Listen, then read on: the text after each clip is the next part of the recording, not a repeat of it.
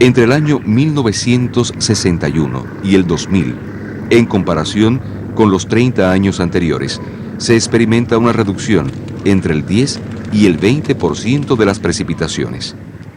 Mientras los totales anuales de lluvia se reducen muy escasamente en la región occidental del país, incluso en las cuencas Ariguanabo y Almendares-Bento han experimentado incrementos. En la oriental llueve unos 265 milímetros menos por año, y en la cuenca del Cauto, la mayor de Cuba, la disminución es de 367 milímetros. La media nacional es de 1.335 milímetros. Pero hay una tendencia a una diferenciación entre el occidente y el oriente del país, como demuestra este mapa simplificado de distribución de las precipitaciones medias anuales, en el que puede verse en color naranja las zonas que reciben lluvias inferiores a la media anual, concentradas principalmente en las provincias orientales, y con color azul las que reciben precipitaciones iguales o superiores a ese valor, con mayor peso en la región occidental del país.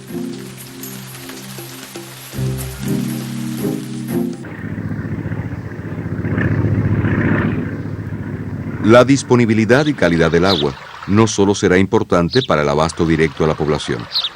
El impacto del cambio climático aumentará la necesidad de agua para el riego en cerca de un 50%, pues una buena parte de la producción agrícola del país se obtiene durante el periodo invernal, que coincide con la época más seca del año.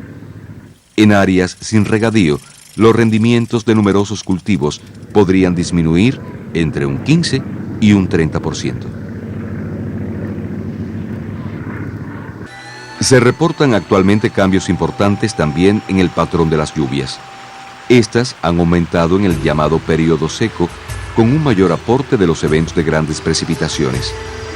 Esas modificaciones han tenido un impacto negativo en la producción de azúcar, ya que el exceso de humedad disminuye su concentración en la caña y dificulta el empleo de los equipos, afectando la realización de la zafra, como ha ocurrido en el año 2007 en la región oriental del país.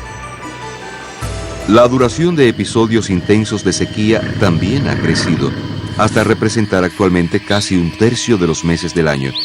Pero en las condiciones del clima en el año 2100, la sequía puede extenderse a casi 2/3 del año, o sea, unos 7 u 8 meses. La situación de las lluvias se hace más compleja por su variabilidad, según nos muestra este mapa. En las zonas más estables, de color azul, la diferencia de las precipitaciones de un año para otro se encuentran entre un 10 y un 20%. Ya en las zonas de color verde, esas variaciones pueden ser entre un 20 y un 26%. En las de color amarillo, las diferencias en las lluvias de un año para otro alcanzan entre un 26 y un 36%. Y el color rojo significa que entre un año húmedo y otro seco, las diferencias de precipitaciones en un mismo lugar pueden llegar a cifras entre el 36 y el 58%. Entonces, en esos lugares, en un año, puede llover menos de la mitad de lo que llovió el año anterior. Esos actuales contrastes probablemente se acentuarán aún más con el cambio climático.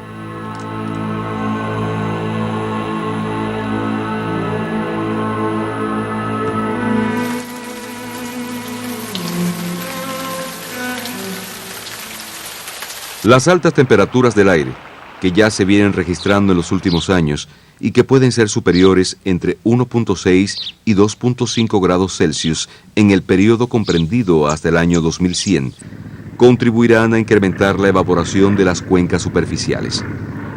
Aún en los lugares donde se proyectan incrementos de las precipitaciones, podría ocurrir una intensificación y expansión de la aridez y la sequía como consecuencia de los procesos de evaporación.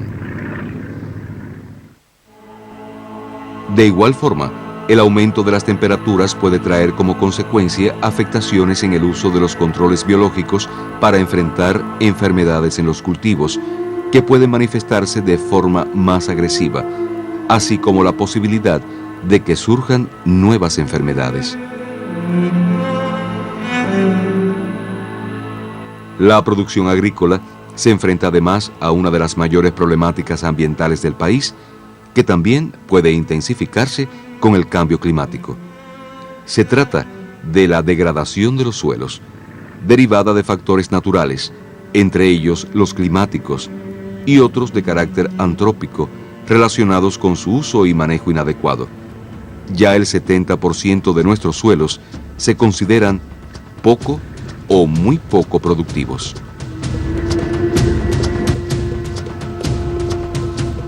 El cambio climático puede complicar aún más esa ya compleja realidad y crear problemas adicionales a la agricultura cubana, que no satisface las demandas del consumo nacional ni las necesidades de exportación, y tiene además importantes retos por vencer en la eficiencia, la productividad del trabajo y los rendimientos. En condiciones climáticas actuales más favorables que las que se pronostican para el futuro, cuando serán probablemente mayores los precios en el mercado internacional de muchos alimentos básicos. Esta es una de las grandes amenazas que plantea el cambio climático para la sociedad cubana.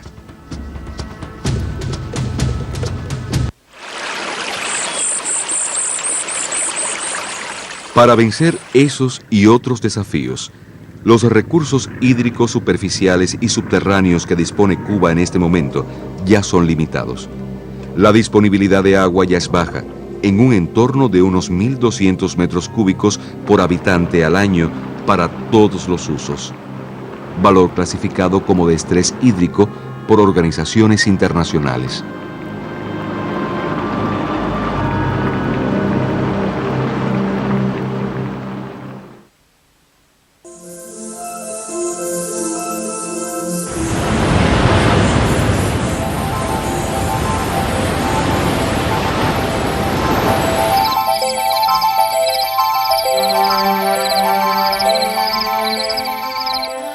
Desde pequeño me gustó explorar.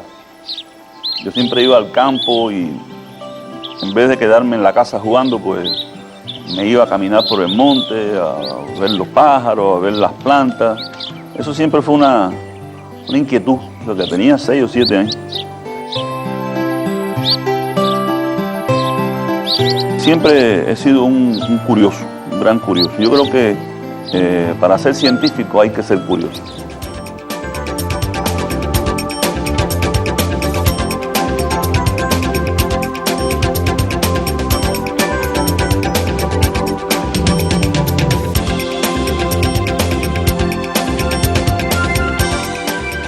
La geología nos da una visión profunda del tiempo y por lo tanto de los procesos a que estamos acostumbrados en la actualidad. Por ejemplo, el clima, la temperatura del mar, la temperatura de la atmósfera, los cambios del nivel del mar. Aquí tenemos los datos de 140.000 años. Aquí tenemos el nivel del mar actual en 0 y hasta menos 150.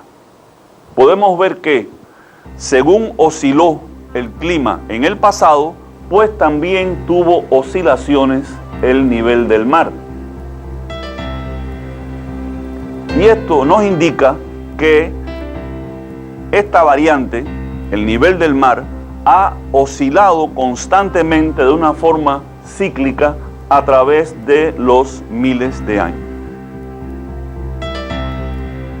Estos cambios del nivel del mar obedecen a cambios del clima, a cambios de la temperatura global.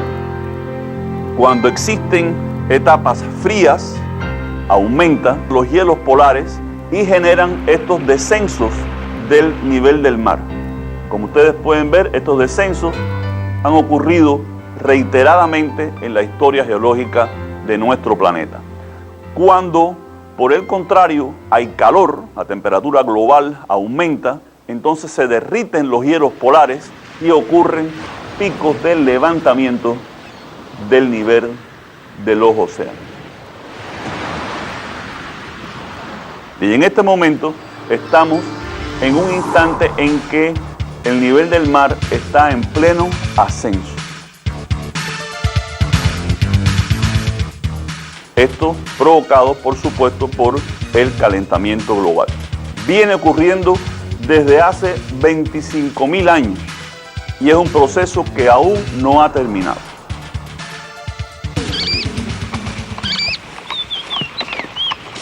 Y hace unos años para acá, pues he querido como pagarle, como devolverle a la sociedad la inversión y me he dedicado más a investigar los fenómenos que afectan a la sociedad. Por ejemplo, la contaminación de las aguas, los derrumbes, los deslizamientos.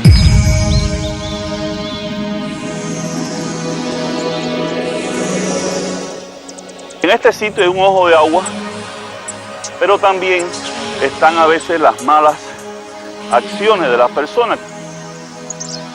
Esto fue un basurero eventual y aún vemos materiales recientemente depositados aquí.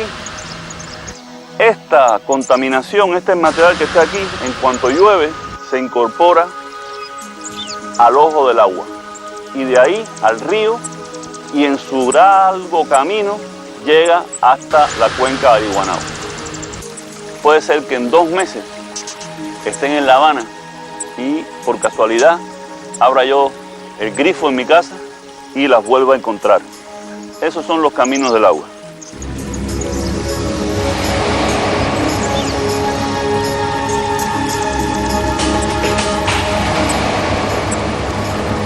Estas aguas ya aparecen completamente contaminadas. ¿Y quién es el responsable de eso? Bueno, usted, yo, cualquier persona que individualmente realiza distintos tipos de acciones que son acciones contaminantes para las aguas. Por eso, al final, el individuo, el hombre de campo, el hombre de la ciudad, el hombre de los que viven en las pequeñas caseríos a lo largo de los cauces de los ríos, los arroyos, tienen que adquirir esa ética de cuidar el agua, porque esa agua que está corriendo por ahí, mañana puede ser escasa, puede estar limitada y puede incluso ser de gran caudal, pero si la contaminación es muy grande, no se podrá utilizar para ningún efecto social y eso es extremadamente problemático.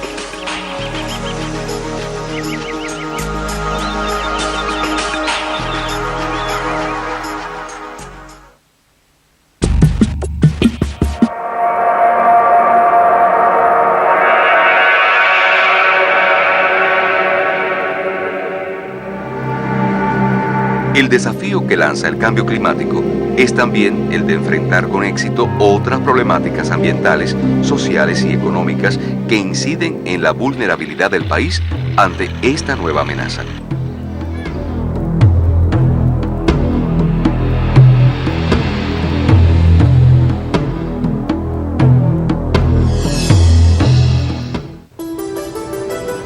Pero, ¿cuál es la responsabilidad de un país pequeño y subdesarrollado como Cuba en el desencadenamiento del cambio climático? ¿Qué medidas viene adoptando el país para prepararse ante sus efectos a partir de su condición insular que lo hace más vulnerable? ¿Qué significa adaptación y mitigación al cambio climático?